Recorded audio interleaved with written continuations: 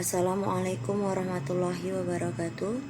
Alhamdulillahirrabbilalamin. Salatu wassalamu ala asrofil anbiya'i wal mursalin wa ala alihi wa sahbihi ajma'in.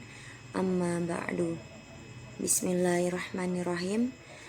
Dengan menyebut nama Allah yang maha pengasih lagi maha penyayang.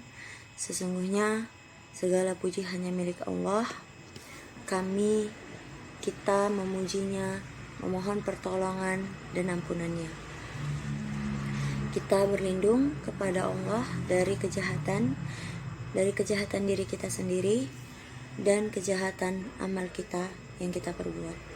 Barang siapa yang diberi petunjuk oleh Allah, maka tidak ada seorang pun yang dapat menyesatkannya, dan barang siapa yang menyesatkan, maka tidak ada seorang pun yang dapat membimbingnya. Asyhadu alla ilaha illallah wa asyhadu anna Muhammadar Rasulullah.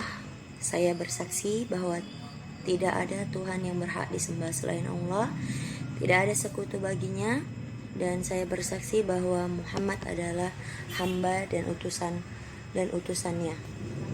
Salawat beriringkan salam tak lupa pula kita hadiahkan kepada junjungan kita Nabi Muhammad SAW yang telah memberikan kita kesempatan sehingga kita dapat merasakan indahnya dan nikmatnya Islam pada saat ini. Wahai kaum muslimin wa muslimat yang dirahmati Allah, seorang muslim harus percaya pada hal-hal gaib yang telah ditetapkan dalam syariat Islam yang mulia, dan tidak ada yang mengetahui yang gaib kecuali Allah Subhanahu wa taala. Allah Subhanahu wa taala berfirman, katakanlah, tidak ada seorang pun di langit dan di bumi yang mengetahui yang gaib kecuali Allah. Di antara hal-hal yang gaib yang wajib diyakini oleh seorang muslim adalah siksa kubur. Keberadaan siksa kubur telah ditetapkan dalam Al-Quranul Karim. Hal itu sebagaimana yang telah ditunjukkan oleh Al-Quran serta hadis sahih lainnya dari Nabi Muhammad SAW. Allahumma salli wa sallim wa barik alaik. Allah Subhanahu wa ta'ala berfirman, dan Fir'aun, yang artinya dan Fir'aun beserta kaumnya, mereka dikelilingi oleh azab yang amat buruk. Kepada mereka dinampakkan neraka pada pagi dan petang. Dan pada hari terjadinya kiamat, dikatakan kepada malaikat, masukkanlah Fir'aun dan kaumnya ke dalam azab yang sangat keras. Yaitu di Quran surah Ghafir ayat 45-46. Nah, Rasulullah SAW menekankan umatnya agar berlindung dari siksa kubur. Diriwayatkan dari Aisyah pula bahwa Rasulullah SAW, Allahumma sholli wa sallim wa barik alaik, menyuruh umatnya agar mereka berlindung dari siksa kubur. Muhammad Ahmad Al-Amari menyebut ada hadis sahih yang mengabarkan bahwa sebagian orang mendapat siksa kubur. Diriwayatkan dalam hadis oleh Abu Ayyub, beliau menceritakan yang artinya bahwa pada suatu hari Nabi Muhammad SAW pernah keluar tatkala matahari hampir tenggelam. Lalu beliau mendengar ada suara, maka beliau bersabda, itu adalah suara orang Yahudi yang sedang diazab di dalam kuburnya.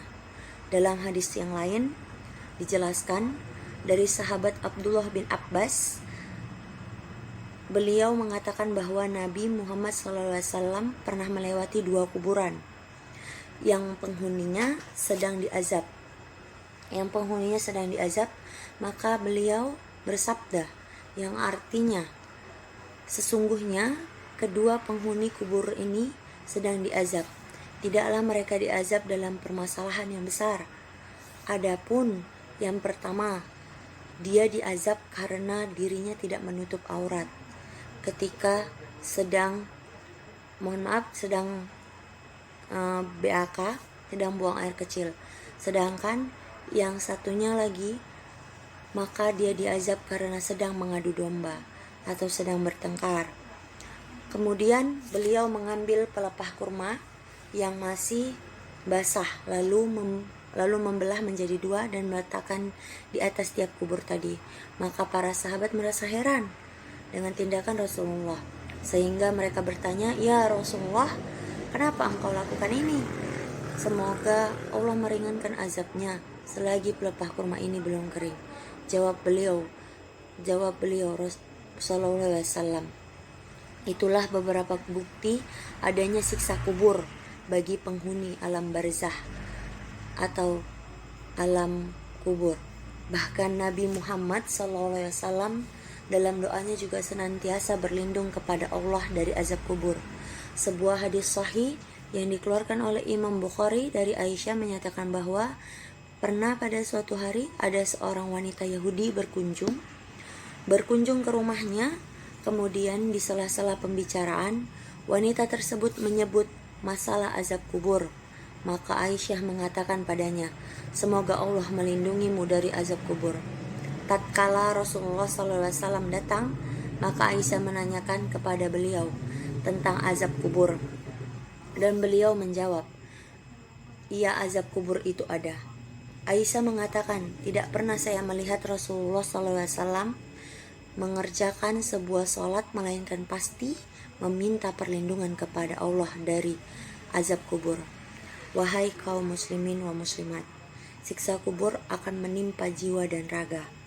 Inilah pendapat ahlu sunnah sebagaimana dikemukakan oleh Syekh Muhammad bin Saleh Al-Utsaimin.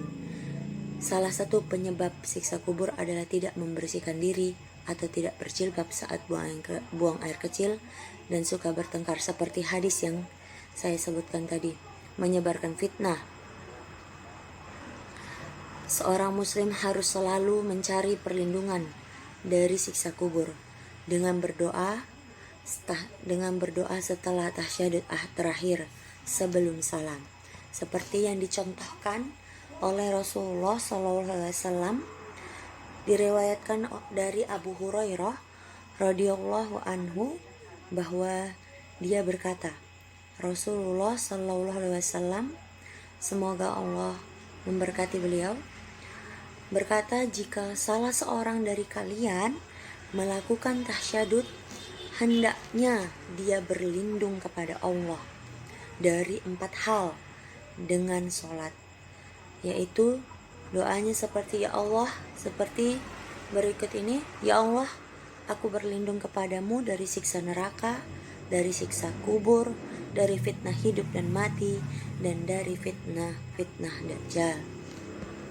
Jika Rasulullah saja memohon perlindungan dari azab kubur, tentu saja umatnya perlu memohonkan hal serupa, karena tidak ada seorang pun yang dapat menjamin bisa selamat dari siksa kubur melainkan Allah Subhanahu wa taala. Demikian yang dapat saya sampaikan. Salawat dan salam semoga tercurahkan kepada Nabi besar kita Nabi Muhammad SAW, keluarganya dan para sahabatnya. Billahi taufiq wal hidayah. Segala puji bagi Allah, Tuhan semesta alam. Saya akhiri. Assalamualaikum warahmatullahi wabarakatuh.